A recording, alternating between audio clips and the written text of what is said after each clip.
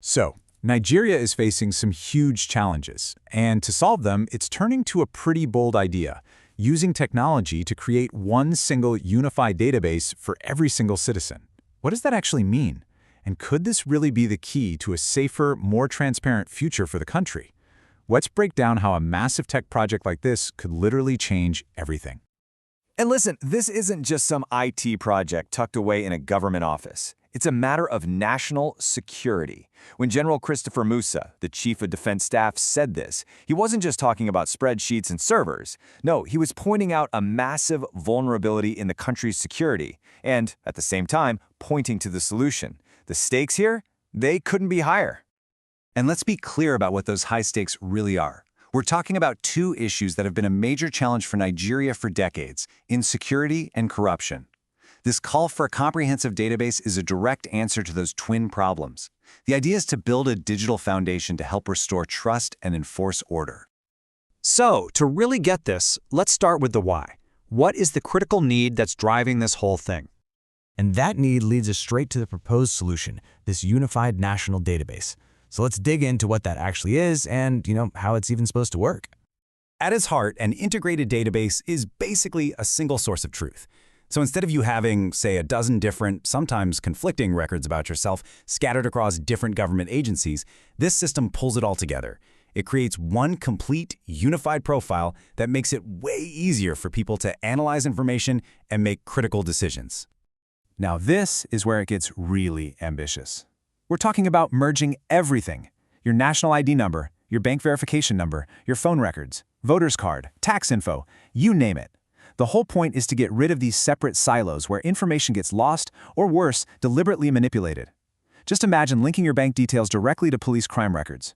All of a sudden, you've created this powerful digital trail for investigators to follow, connecting money to crime in a way that's just not possible right now. So, how do you actually do something this big? Well, it's basically a four-step process. First up is consolidation. You got to gather all that scattered data from everywhere. Second is transformation. You clean it all up, standardize it so it all speaks the same language. Third, centralization. You load it all into one, hopefully very secure data warehouse. And finally, access. You give authorized people a single place to search and analyze all that unified information. Now, an idea this huge doesn't just pop up overnight. It's actually been building for a long, long time. It's part of a really complex history of identity management in Nigeria. The journey really kicked off way back in 1977 with the first attempt at a national ID, which, well, it didn't work out. But the idea never went away. The real game changer was in 2007 with the creation of the National Identity Management Commission, or NMIC. That's the government body really pushing this whole thing forward. Then you had the BVN in 2014, linking biometrics to banking, which was huge.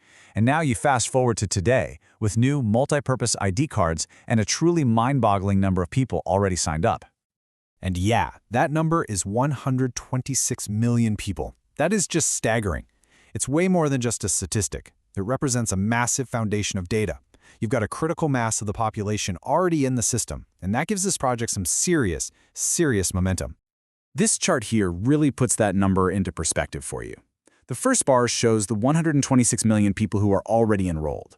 But look at the second bar. The total capacity of the database is 250 million. So yeah, there's still a ways to go, but the system has already captured a huge chunk of the adult population. Okay, so we've got the history, we've got the tech. But why does any of this matter? Let's get to the absolute heart of the issue: how this database could become a powerful tool to fight insecurity and corruption. This is where the rubber really meets the road for law enforcement. With a system like this, the game completely changes. There's nowhere to hide. A criminal can't just use a fake ID for one thing and their real one for something else. Authorities could, in theory, instantly block a suspect's phone and lock down their bank accounts. That's immense pressure.